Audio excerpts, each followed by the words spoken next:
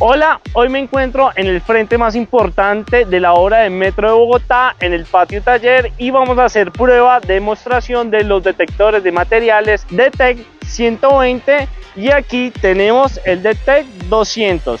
Entonces no se muevan de este video y vamos a ver la capacidad de trabajo de los detectores.